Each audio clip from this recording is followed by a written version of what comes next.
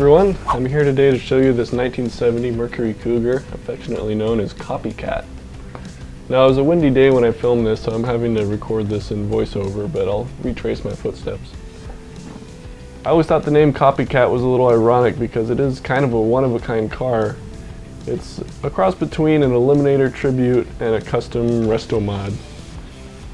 Basically it started off life as a standard base model Cougar, and over the course of a few years it was restored and gone through and customized and became the special car you see here today. Awesome paintwork. The color is Plymouth Prowler orange metallic, and the wheels are 17-inch raceline wheels with color matched inserts, spinners. And it shows really well. It was completed around 2008, but still looks great.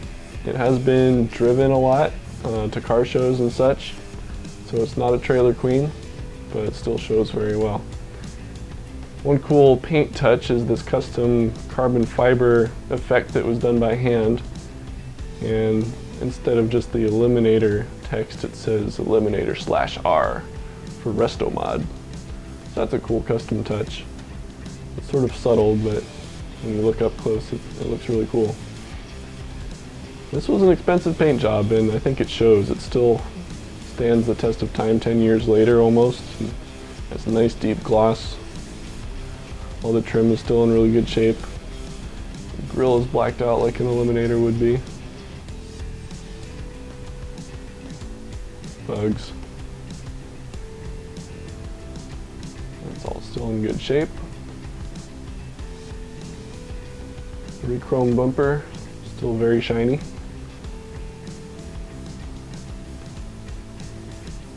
When we look down low, we'll start seeing a few little paint chips on the lower valence. Some of these are bug splatters, but you can see there, that's a little chip.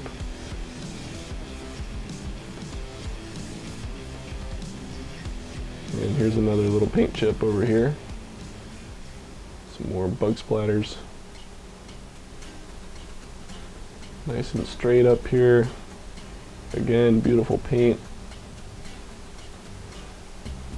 As we sight down the side of the car, you can see a lot of time was spent on the bodywork.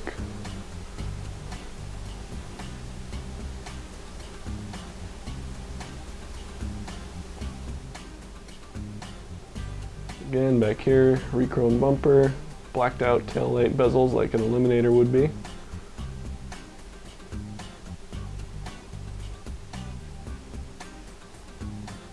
Again with the Eliminator R.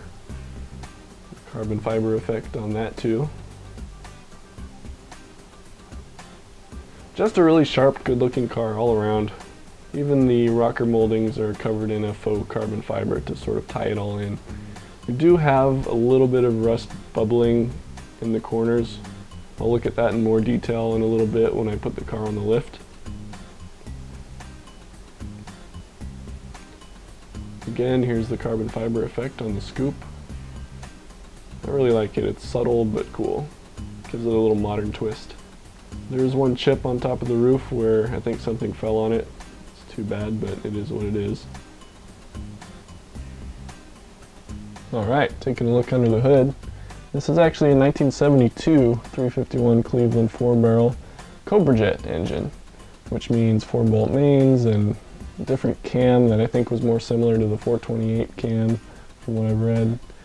And the heads are actually 1970 closed chamber heads, which get a little higher compression than the 72 open chamber heads. Intake and carb are Edelbrock. It's a 650 CFM. MSD ignition with the digital 7 box added. And the radiator is a Griffin 4-row. Help keep the car cool. Aluminum. It's a good combination and runs well and has good power. Alright, let's take a look at the interior. Nice custom leather upholstery on these aftermarket seats. Very comfortable, fully adjustable. Actually a lot more comfortable than the factory seats. We got an aftermarket steering wheel I'm not a huge fan of. That's an easy change. More carbon fiber on the dash bezels. Carry out the theme. Got a tachometer. Here's the vintage air setup. It's a little bit cheesy. It's not as nice as the factory style AC vents, but you don't care as much about the looks when it's a hot day like it was this day, 90 degrees, and you can blast nice cold AC. That's nice. I really like that. Got a little helpful gauge pod so you know how your battery's doing, or water temperature. Nice wooden shift handle. Aftermarket stereo that sounds good. Alpine head unit. Speaker pods. We got infinity speakers in here. Again, if you don't want to hear the rumble of the Cleveland, you can crank your tunes. And we have a tilt steering column, which is a little bit tricky to operate with one hand, with the camera in the other hand, but just wanted to demonstrate that it works, it tilts, you can adjust it. That's a nice feature for a 1970 car. And we even have the Eliminator R logo stitched into the seats. I think that's a nice touch. Alright, looking in through the other side, checking out the door panel. Also leather. Has a really nice feel to it.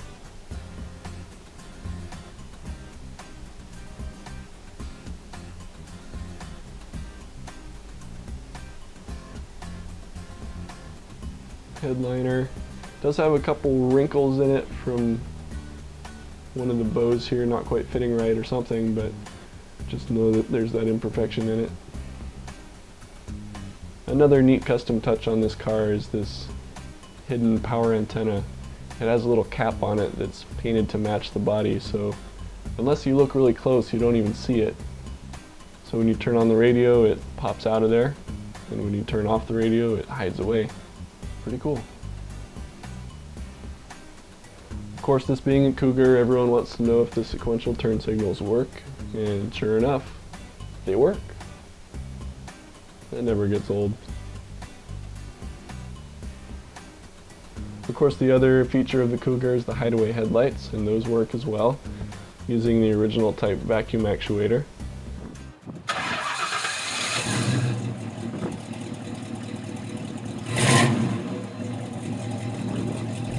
Let's go for a little drive. So the transmission takes a little getting used to, and I'll show you what I mean.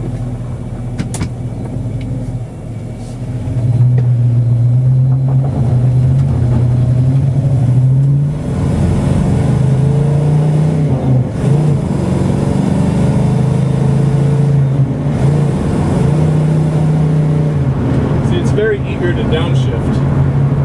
With that stall converter you have to actually pull up off the pedal to let it shift. So it does take a little getting used to, and this is only maybe the third time I've driven it, so I'm not completely used to it yet. But it's fun, it kind of eggs you on, it wants to go.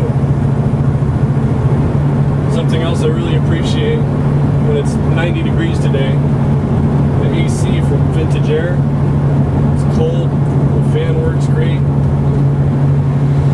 Blasted. Awesome.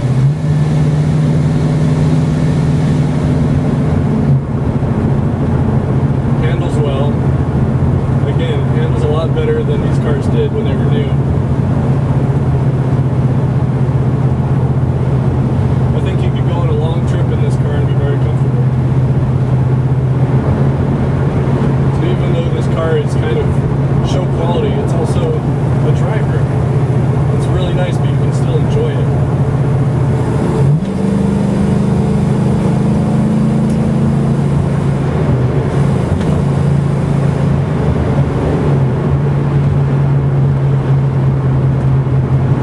Another great thing about this AOD and gearing combination, I'm going about 70 right now, and I'm only tacking 2,000 RPM, so we're just cruising along.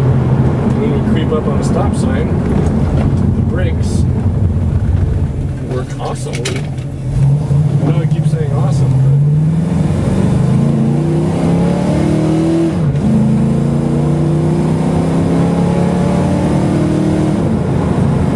but it'll eventually shift on its own.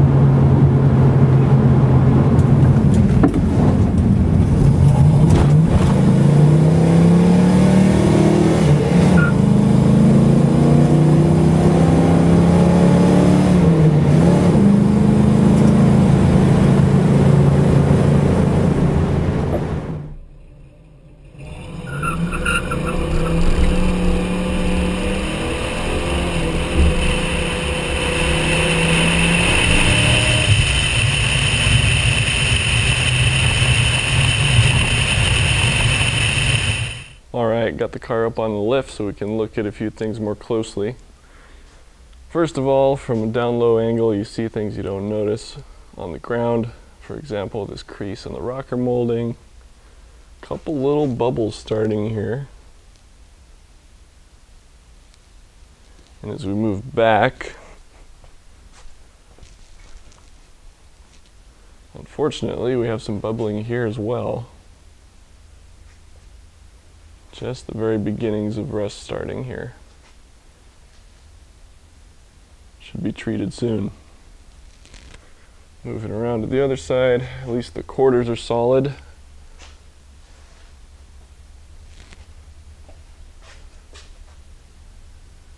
Everything here is solid.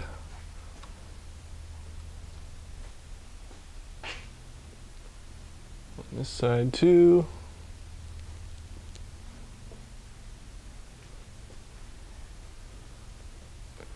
But again, as we move our way forward, start to see some dings in the molding and some little bubbles here too. That is the only rust in the car, however, which should be dealt with. So moving underneath, you can see the rear end. It's actually pretty standard. Leaf springs have these helpers to sort of stiffen it a little bit and keep it from sagging. Dual exhaust. Looks like some of it is older. No crossover. And one strange thing I noticed, on this side we see a normal looking torque box. That's what it's supposed to look like. On this side, however, it looks like some surgery's been done over here. I'm not sure why.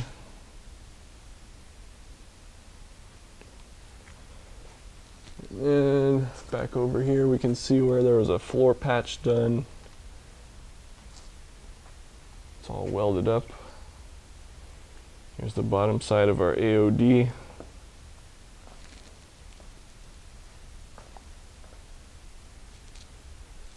And moving forward, there's our rack and pinion steering setup. Pretty nice. And here's the fancy front suspension and disc brake setup. More info on that in the description. I forget everything off the top of my head, but that'll all be outlined in the auction.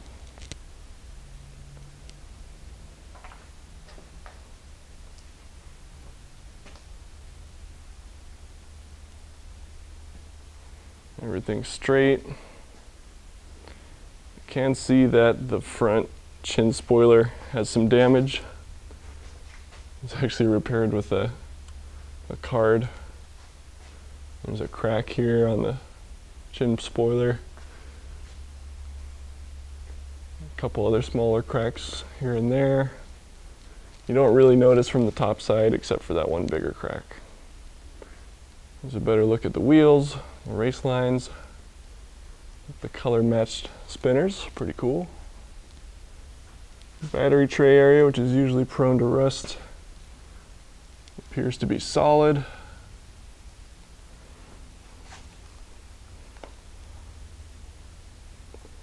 Again, the floors have had some repairs done, but they are now solid and undercoated. And we still have drums on the rear, but there are discs included. The owner was planning on doing a rear disc brake swap, so those parts are included.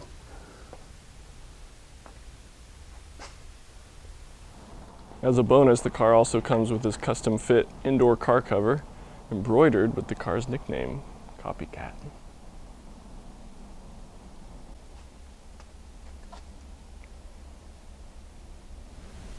So how do I conclude? All in all, this is a really great looking car that you can hop in and drive and enjoy and take to car shows, blast the AC on hot days, crank your tunes. But at the same time, it has its imperfections. It's an older restoration, and I think it would be great for a tinkerer type of person who likes to sort of mess with things and do their own upgrades and modifications. Or you could drive it the way it is and enjoy the heck out of it. But I hope this video has at least given a good overview of the condition of the car and the pros and cons, and helps you to bid accordingly if you're interested in buying it. Thanks for watching.